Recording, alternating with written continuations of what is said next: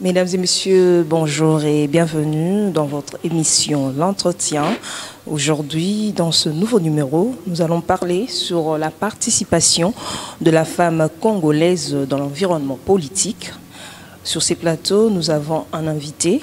Il est politologue et coordonnateur national de la DIPOL, la dynamique des politologues de la RDC. Il s'appelle Monsieur Christian Moleka. Bonjour monsieur. Bonjour madame. Comment vous allez? Je me porte très bien.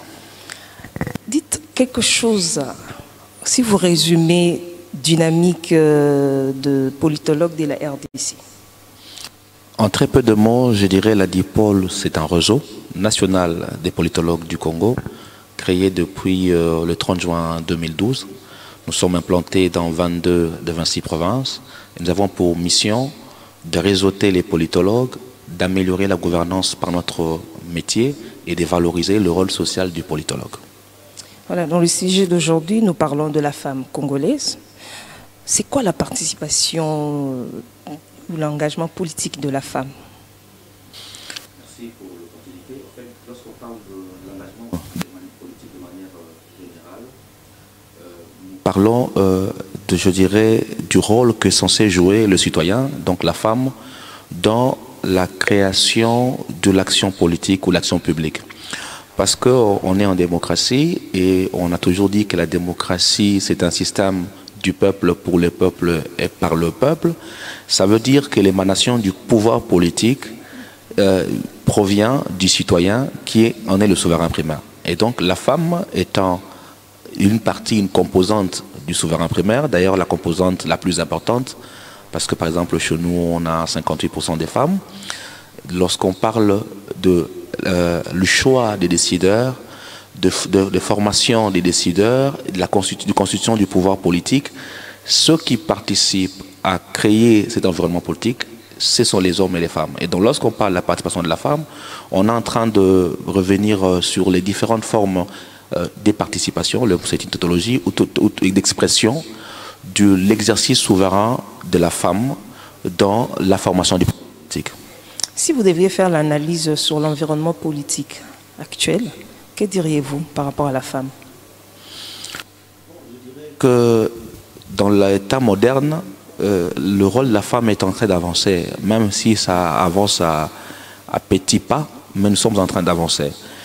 On peut prendre des chiffres, par exemple. En 2006, nous avions 8% des femmes élues pour 13% des femmes candidates. Vous voyez, dans un scrutin. En 2011, nous avons eu 6% des femmes élues pour 12% des femmes candidates. Mais si vous regardez d'où l'on vient, nous venons de très peu de femmes dans la sphère politique, des structures politiques essentiellement macho, essentiellement masculins. Et de plus en plus, vous avez des femmes qui prennent les devants des institutions. Les gens pourront peut-être se rappeler que lorsque nous avons eu la première femme ministre dans ce pays, nous avions eu Madame Sophie Madeleine Kanza, qui était ministre à la condition féminine, ou la ministère d'Affaires sociales. Puis, de plus en plus, nous avons des femmes qui ont quitté uniquement le ministère qui était en quelque sorte comme le ministère de femmes, le ministère de genre, pour aller vers des ministères plus techniques. Nous avons des femmes à la justice, nous avons eu des femmes au portefeuille, nous avons eu une femme à la tête d'un grand corps, c'est-à-dire l'Assemblée nationale. Ça veut dire que nous sommes en train d'avancer, ce n'est pas encore l'idéal, mais le chemin reste long, mais nous sommes en train de prendre, je dirais, la bonne direction. Si on devrait parler de leadership féminin, comment vous le définirez? Le leadership féminin, c'est la capacité pour des femmes, acteurs politiques ou non, à incarner une vision sociale et à la partager simplement, de mon point de vue. Puisque le leadership suppose la capacité to lead, à conduire. Et donc, nous avons besoin des femmes visionnaires, ambitieuses, visionnaires, et capables de partager cette vision, par exemple en créant des formations politiques. Donc, lorsqu'on parle de leadership féminin, moi je vois des femmes capables de porter une vision, des visions sociales en tout cas, de partager cette vision dans les cadres de partis politiques, un mouvement associatif, et ensuite de lead, c'est-à-dire de conduire la société vers cette... C'est vrai que nous avons des pesanteurs culturels dans notre société qui font que pendant longtemps, beaucoup de femmes n'ont pas exprimé parce que nous avons encore dans nos cultures quelques réflexes, je dirais, qui retiennent les femmes. Des propos du genre « moi si à ton akambokate », vous voyez, qui sont des éléments de notre langage culturel, mais qui traduisent des limitations aux capacités des femmes à accéder à Mobali.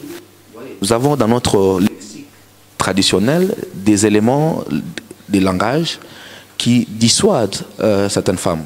Il y a également, je peux même ajouter, cet horizon du mariage qu'on pose comme horizon sublime de la femme. Hein? Moi, si moi, si moi, si vous voyez, l'horizon qu'on donne à la femme ne lui donne pas un plus grand rêve. La capacité de rêver plus loin. Le mariage n'est pas une fin en soi. Et donc, une femme qui a étudié ne peut pas avoir pour seul horizon le mariage. Trouver un homme, Nabali Nanga Nasuki, elle doit avoir des capacités, des rêves qui dépassent le mariage. Pour un homme, se marier n'est pas une fin en soi. On se marie, ensuite on continue à poursuivre les rêves. Mais pour beaucoup de femmes, le mariage constitue encore une sorte de plafond de verre. Lorsqu'on y arrive, on pense y avoir reçu sa vie et tout ce qui reste à faire, c'est élever les enfants et puis voilà. Ça ne peut pas être un horizon ultime pour les femmes. Ça, ce sont des pressions sociales parce qu'on le sait, chez nous, lorsqu'une femme ne se marie pas, on dit Nengani Timbolo Abalite, Azaye Moko, Azofutelaye Moko. Pourquoi? Vous voyez, cette pression sociale pousse les femmes à chercher également à se marier. Et parfois, lorsqu'ils sont dans un mariage sans ces pressions, lorsqu'ils sont dans cette pression sociale, ils ne peuvent pas développer des ambitions plus grandes qui leur permettent de voir plus grand. Et sur la scène politique congolaise, vous pensez qu'il y a de leaders ou bien il y a encore quelques difficultés, il y a des choses qu'on doit améliorer? Parce qu'on voit quand même des femmes qui sont dans des partis politiques, mais jusque-là, on ne voit aucune femme tenir tout un parti politique, ou on dit présidente d'un parti politique. Même si à un moment on a vu les présidents ou la présidente de l'Assemblée nationale, mais aujourd'hui c'est vraiment très très difficile. Qu'est-ce qui est à la base de tout ça? Bon, la politique, pour faire de la politique, il faut également avoir des ressources économiques. Et je crois que l'un des obstacles pour beaucoup de femmes, c'est les ressources économiques. Parce que pour créer un parti politique, pour diriger un parti politique, il faut avoir un pouvoir économique assez fort. Or, malheureusement, nous n'avons pas assez de femmes avec un pouvoir économique assez large qui leur permettent de prendre certaines ambitions. Je crois que c'est ça la grande limitation. Le jour où nous aurons un pouvoir économique genré, probablement qu'on aura peut-être plus de femmes créer des partis politiques. Mais d'ailleurs, il y en a. Si vous regardez notre scène politique, nous avions eu Mme Djouzien Bombo, qui a à un moment donné dirigé le MPR fait privé. Nous avions l'actuel ministre Adel, qui a son parti. Vous avez, dans un passé récent, un autre parti politique, je crois, l'IDEC, qui avait un leader femme. Nous avions eu des candidats présidentes femmes, notamment Ifoko, dans la dernière élection. Oui, mais on n'a pas encore eu une femme qui a créé tout un parti. Si, je dis qu'il y a Mme Ladel, la ministre actuelle, qui est politique. Okay. Mais justement, vous voyez, si vous prenez en termes de proportion, c'est peut-être moins de 5%.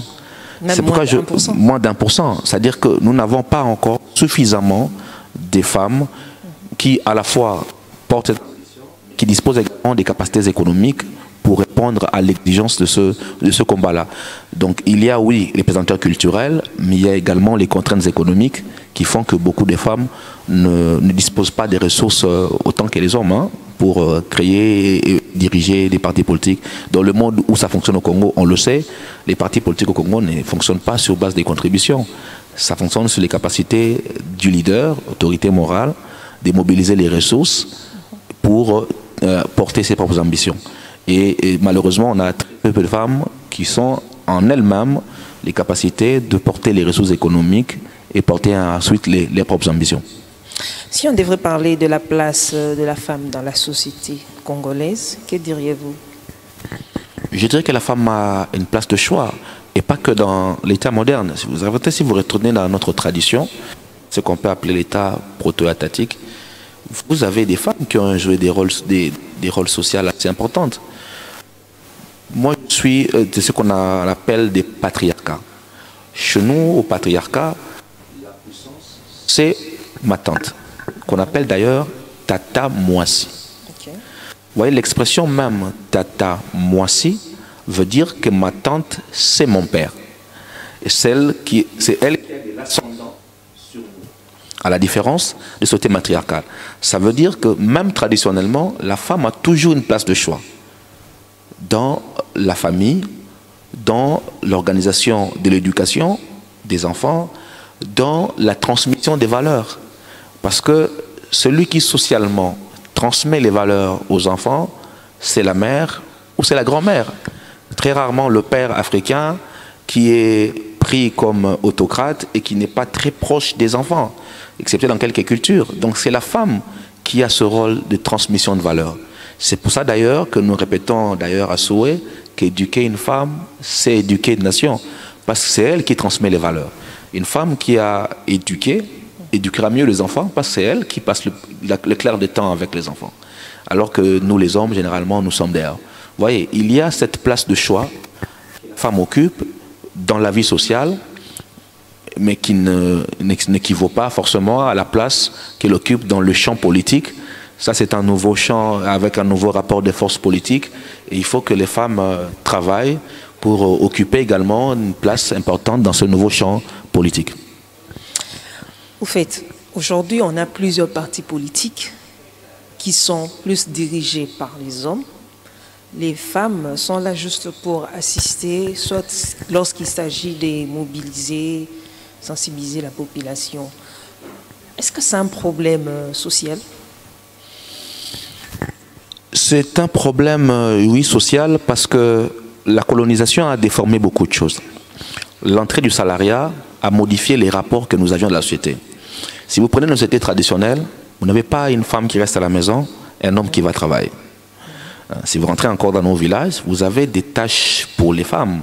Les femmes se réveillent, ils vont pêcher, ils vont à la savane, ils vont cueillir quelque chose et ramènent, d'ailleurs parfois plus que l'homme, ce qui participe à faire vivre la maison.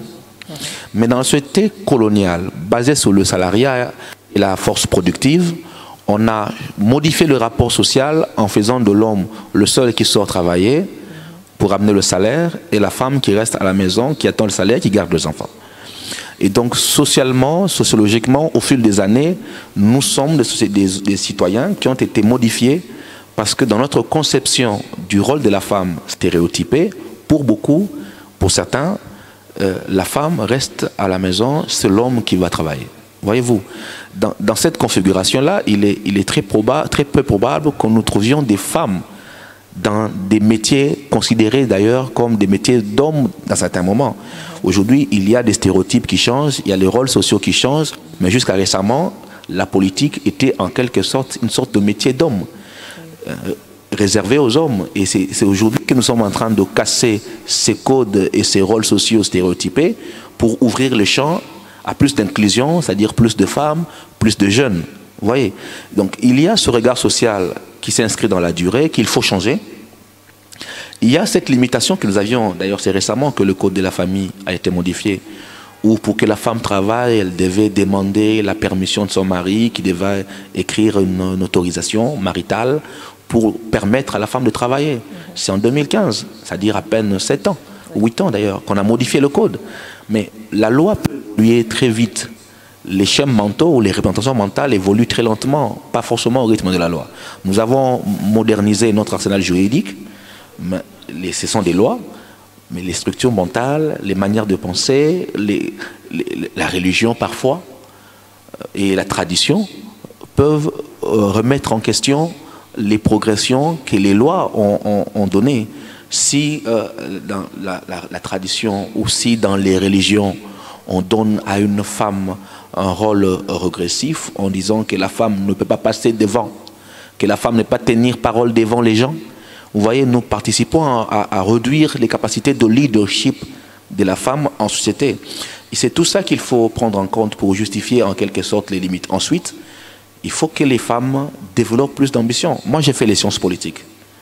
Lorsque nous avons commencé en G1, nous avions 500 hommes et moins de 50 femmes. Vous voyez, et lorsque nous avons fini en deuxième licence, nous étions à 120, plus de 100 hommes et moins de 20 femmes. Ça veut dire rien qu'en termes de proportion des gens qui ont fini dans ma promotion, nous avions moins de 10% des femmes politologues. Il est donc logique que lorsque nous irons en compétition, nous aurons 90% des politologues hommes et 10% des politologues femmes. Et si certains abandonnent pas le mariage et vont se caser, celles qui auront le courage d'aller plus loin, dans les peut-être 10%, ce sera 3%. Donc c'est ça l'inégalité dans la formation, l'inégalité dans la conception de rôle social, l'inégalité sous-économique, qui fait qu'à terme, on a moins, alors très moins de femmes que d'hommes. Madame Janine Mabunda, elle était présidente de l'Assemblée nationale. Il y a eu quelques difficultés qui ont fait qu'elle puisse partir de l'Assemblée nationale. Vous pensez que plus ces hommes ont voté ou le parti politique n'a pas pu lutter pour la garder à ses postes parce que c'était une femme?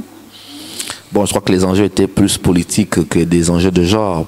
C'est dommage qu'au moment où nous avons eu une femme à la tête du Parlement, les enjeux politiques ont fait que nous perdions cette expérience de leadership féminin. C'est davantage lié aux enjeux politiques qu'à une question de genre. Par contre, l'Union sacrée aurait pu reconduire une femme. Oui, pour maintenir ce leadership qui s'était inscrit et favoriser cette communication visuelle. Parce que ce qu'on ne dit pas derrière la nomination d'une femme, c'est 90% de l'information que nous recevons le recevons par les yeux. Et 10% par les autres sens. Nous croyons en ce que nous voyons qu'à ce qu'on nous dit d'abord. Et donc mettre des femmes plutôt à des postes de responsabilité, c'est conforter dans notre mémoire visuelle que les femmes peuvent gouverner. C'est de la communication visuelle, c'est plus fort que les mots. C'est pour ça qu'ailleurs, vous voyez, lorsqu'on forme un gouvernement, on fait un effort de représentation.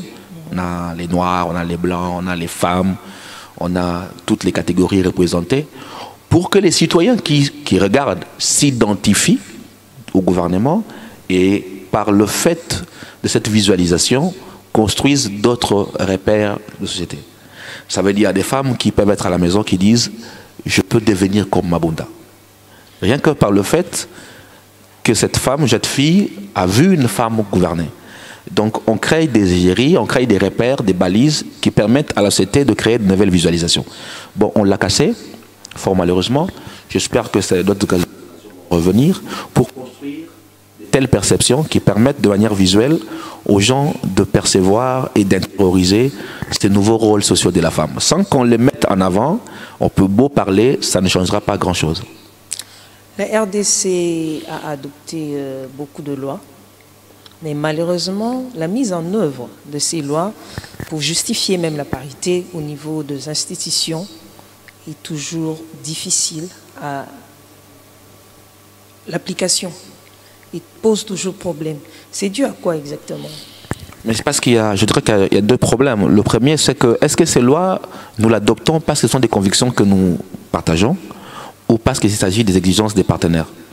Beaucoup de lois que nous adoptons sont consécutives à des exigences des partenaires techniques financiers, les bailleurs de fonds, de l'évolution du droit international que nous implémentons chez nous, sans que l'évolution sociale soit en harmonie avec le loi que nous-mêmes nous sommes en train de nous proposer. Donc à un moment donné, il y a un décalage entre la perception de la société et les lois qui tiennent compte des exigences des bailleurs, des partenaires ou parfois de besoins de financement. Ce décalage-là, nous devons parvenir à le régler en faisant évoluer la société. C'est toujours mieux d'avoir une loi qui émane d'une évolution sociale et donc d'une demande sociale, ensuite la loi ne vient que formaliser une demande sociale, que d'une loi qui a été importée parce que le partenaire vous l'ont demandé, et donc vous l'avez inscrit dans votre appareil judiciaire, mais puisque c'est une exigence des partenaires, vous n'avez pas la même appropriation. Deuxièmement, c'est une question de financement. Comment nous orientons nos finances intérieures en termes de politiques publiques? Est-ce que la problématique genre dans l'arsenal budgétaire de notre pays reçoit suffisamment de subsides, où nous mettons davantage les ressources de notre ministère? Vous allez vous rendre compte que c'est des ministères qui reçoivent très peu en termes de ressources. Et donc, en allouant pas suffisamment les ressources nécessaires pour une action publique cohérente et efficace, nous n'aurons pas les résultats escomptés. Donc, autant il nous faut avoir des lois qui soient l'émanation de l'évolution sociale, autant il faudrait que les politiques qui s'en approprient allouent les ressources budgétaires nécessaires pour avoir des politiques claires. Sinon, nous aurons les bonnes lois et nous n'aurons pas les bonnes applications. Vous savez, même l'UNICEF aussi a lancé cette campagne où on demandait d'envoyer plus les élèves filles à l'école. On veut plus éduquer la femme, la fille, dès les bas âges, si on arrivait à intégrer les programmes par rapport au leadership féminin, en mettant plus l'action sur la femme. Est-ce que ça aura de répercussions, ça changera l'environnement politique congolais? Bien évidemment, parce que pour avoir ces backgrounds nécessaires à de l'ambition politique, il faut au départ avoir une bonne instruction. Les rêves de grandeur, les ambitions, nous commençons à les créer partant du bagage d'instruction que nous portons également. Donc donner la capacité aux femmes d'accéder à plus d'instruction et l'instruction de qualité, c'est donner la chance pour certains d'avoir des grandes ambitions et des grands rêves pour le pays. Donc il est nécessaire qu'il y ait plus de femmes dans l'éducation. D'ailleurs, c'est 58% des citoyens, comme je l'ai dit. Ça veut dire que si nous voulons avoir moins d'analphabètes, il faut avoir moins de femmes analphabètes. Parce que lorsque vous avez moins de femmes analphabètes, ça veut dire que vous avez déjà 58% des citoyens qui ne sont pas analphabètes. Donc si vous avez plus de femmes analphabètes, ça veut dire que vous avez plus de citoyens analphabètes, puisqu'il y a plus de femmes que d'hommes. Donc il faut travailler dans l'éducation des femmes, il faut renforcer l'instruction, pas que au niveau de base, il faut qu'au niveau associatif également renforcer les femmes qui sont dans les mouvements associatifs. Parce qu'on l'a toujours dit, l'engagement associatif est une sorte d'antichambre à la vie politique. Mais combien de femmes créent des associations à but non lucratif? Combien déjà au niveau associatif sont capables de leadership? Il faut renforcer les mouvements féminins, il faut renforcer les femmes qui sont les associatifs et qui sont en capacité de leadership. Et à partir de cette phase transitoire, qu'on peut retrouver demain en politique des acteurs, des femmes qui sont plus actrices qu'observatrices. Ensuite, dans les partis politiques, combien de femmes adhèrent dans les partis politiques? Commençons en amont, puisque la participation, ce n'est pas simplement adhérer. La participation, c'est aussi la capacité d'accéder à l'information politique. Combien de femmes dans nos maisons suivent l'activité politique dans les médias? On est en train de construire à Kinshasa une sorte d'endormissement des femmes à travers ce qu'on appelle les cinémas roses.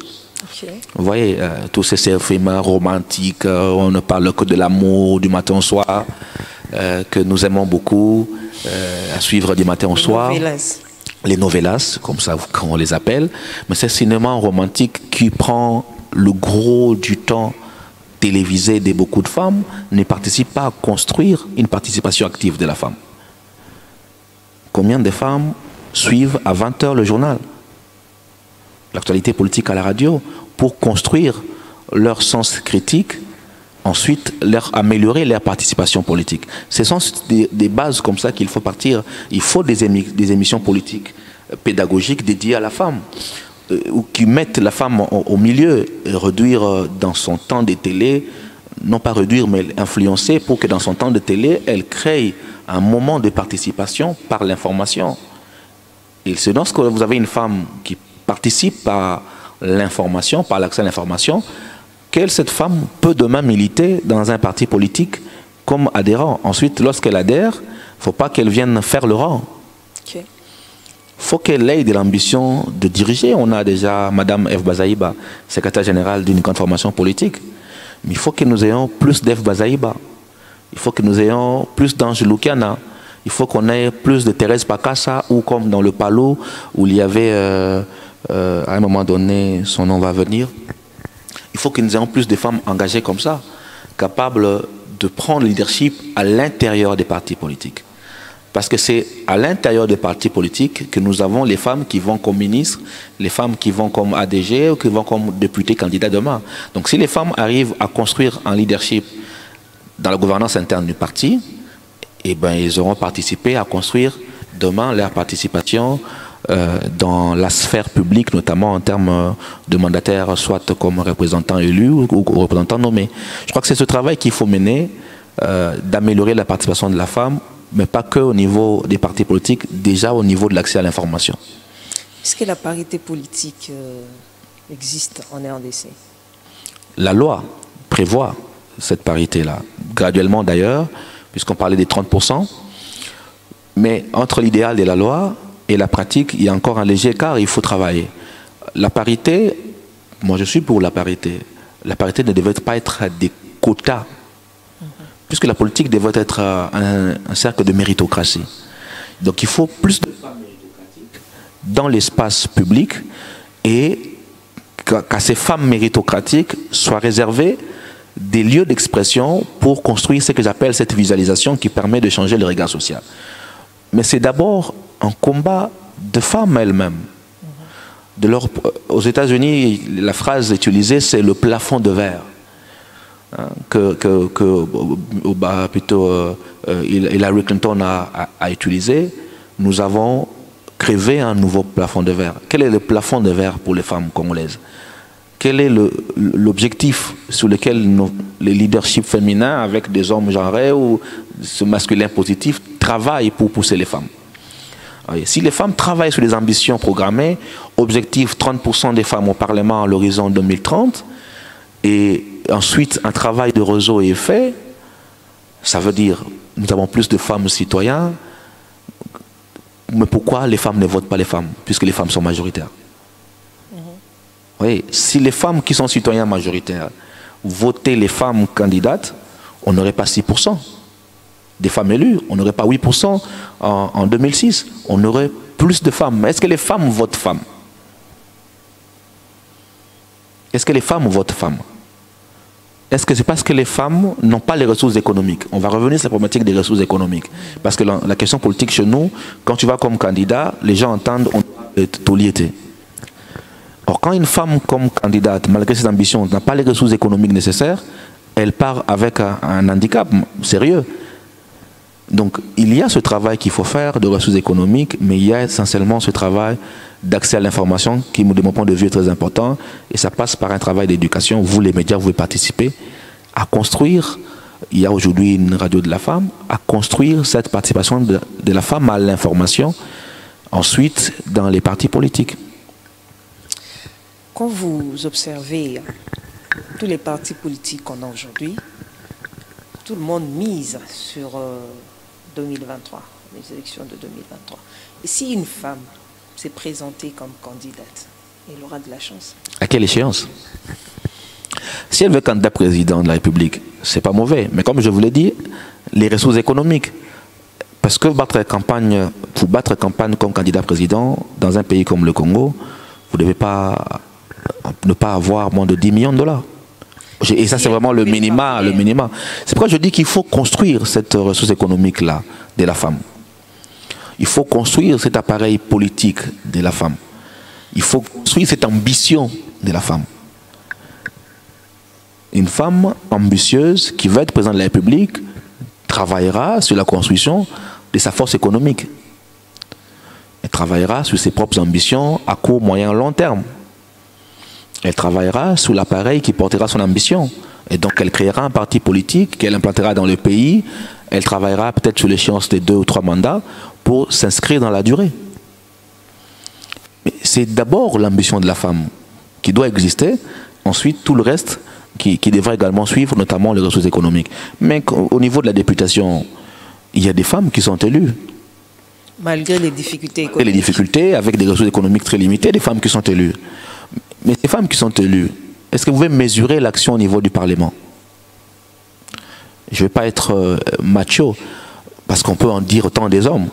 Mais si nous voulons que ce combat avance, il faut que ces femmes qui soient élues au Parlement jouent un rôle actif, de telle sorte que ce rôle suscite d'autres ambitions. Mais si les femmes ou les jeunes qui sont élus et qui sont au Parlement déçoivent, ça ne participe pas à construire la légitimité du combat. Voyez-vous, on a eu dans le gouvernement Ilukamba des jeunes qui sont passés au gouvernement. Est-ce qu'on peut faire le bilan de cette jeunesse au gouvernement? Ou on peut faire le bilan des femmes dans l'action gouvernementale? Comment ça participe à conforter la nécessité de maintenir cet élan-là? Ou tout du moins de l'appuyer? Puisque nous sommes dans un environnement hostile. La politique est un jeu compétitif. Et hyper compétitif. Et donc lorsque le combat échoue, ça conforte ceux qui disent, vous voyez, on vous l'avait dit, ce n'est pas leur place. Donc ceux qui sont aujourd'hui en politique sont des pionnières. Et comme pionnières, elles ont obligation de résultats. C'est trop leur demander, mais elles ont obligation de résultats. Parce qu'elles sont en train de faire le chemin. Et c'est le chemin qu'elles sont en train de faire qui conforte la voie pour les autres. Et lorsqu'elles vont tomber aujourd'hui, ça va retarder les avancées pour les autres. Donc c'est un peu ça, malheureusement, le paradoxe de ces femmes qui font politique, à qui on attend beaucoup plus que les hommes, parce qu'il y a également des hommes qui n'ont rien comme bilan au niveau du Parlement, mais à eux, on ne demandera pas autant qu'on demanderait aux femmes, parce que malheureusement pour elles, elles sont comme des pionnières de qui on attend beaucoup. Nous cheminons petit à petit vers la fin. Il y a Marie-Olive Lembe qui a le moyen. Marie-Olive Lembe Kabila, qui a les moyens. Économiquement, elle est stable. Mais si elle postulait comme candidate en 2023, est-ce qu'elle aura de la chance pour passer? Bon, encore faut-il qu'elle ait elle-même l'ambition de postuler. On peut avoir les ressources sans les ambitions. Il y a des femmes qui sont dans les banques. Hein. On peut s'éduquer dans les banques. Il y a des femmes qui ont des ressources, mais qui n'ont pas ces ambitions-là. Il faut avoir les ressources, il faut avoir les ambitions. Ensuite, il faut avoir un appareil. Est-ce qu'elle aura l'appareil de son mari, le PPRD? Est-ce qu'elle a son appareil à elle? Et comment elle inscrit dans la durée cette ambition-là? C'est du jeu politique. Et le jeu politique, c'est du calcul. Si elle veut se lancer, je crois qu'elle a suffisamment réuni autour d'elle la machine nécessaire, les ressources nécessaires, et qu'elle va se positionner dans le jeu d'alliance pour pouvoir fédérer autour de sa candidature comme opposant, bien évidemment, et se positionner diplomatiquement dans le réseautage pour à la fois gagner la légitimité intérieure et la légitimité internationale, parce qu'il y a de légitimité, et certainement retourner vers le Congolais pour arracher leur confiance qui l'amènerait vers les scrutins. Il y a des étapes pour parvenir à cela, mais au départ, il y a l'ambition personnelle. La politique, c'est d'abord de l'ambition personnelle. Et donc, tant qu'on n'a pas au départ de l'ambition personnelle, on ne fait pas de la politique. Est-ce que la RDC est prête à accueillir une femme à la tête de la République? Bon, prête, en tout cas au Congo... Avec tout ce que nous subissons aujourd'hui, avec l'environnement politique. Le Congo était un pays précoce, nous avons eu une femme ministre en 1966, avant beaucoup de pays africains. Peut-être que nous sommes une nation pionnière, c'est possible. Nous avons eu au Congo une dame présidente de l'Assemblée nationale avant la France. Donc, c'est ce que nous avons, peut-être c'est destin entre une nation pionnière. Est-ce que ça peut se vérifier pour une dame à la tête de l'État? Voyons voir. Nous sommes l'un des premiers pays à avoir une alternance plus ou moins apaisée dans la sous-région. Quand vous regardez autour de nous, on n'a pas encore à ce jour ce genre d'alternance. Donc nous sommes une nation, malgré nos tares, nous sommes une nation assez première, précoce dans beaucoup de choses. Il est possible également qu'on soit précoce pour la femme, mais c'est un travail social. Et ce travail social prend du temps. Je crois qu'aujourd'hui, on ne peut pas contester les compétences de la femme. Nous avons des femmes de compétences. On ne peut pas contester la compétence. D'ailleurs, nous avons une femme à la Banque centrale. Vous voyez, nous avons une femme à la Banque centrale. Nous avons une femme au ministère du portefeuille, nous avons une femme au ministère des Mines, qui est un ministère essentiellement masculin dans les passés. Ça veut dire que ce n'est pas vraiment un problème de compétences. Parce que les compétences, nous les avons. C'est les ambitions, c'est les ressources économiques. Ensuite, c'est cette convergence d'appareils et d'ambitions personnelles pour pouvoir parvenir à ces fins-là. Voilà, vous êtes politologue. Avant qu'on s'y sépare, quel conseil que vous pourriez donner par rapport aux femmes? Parce que la parité aujourd'hui en RDC, malgré qu'il y a des lois, les lois là ne sont pas bien vulgarisées, les femmes ne sont pas informées sur ces lois. En tant que politologue, quel sera votre message? La volonté de puissance. On fait la politique si on est habité par une volonté de puissance. Moi, j'invite des femmes à avoir plus de volonté de puissance, à rêver plus grand, à dépasser la barrière psychologique du mariage, qui est l'horizon ultime. La femme n'a pas que pour horizon ultime le mariage. Parce que sinon, son diplôme ne servira à rien.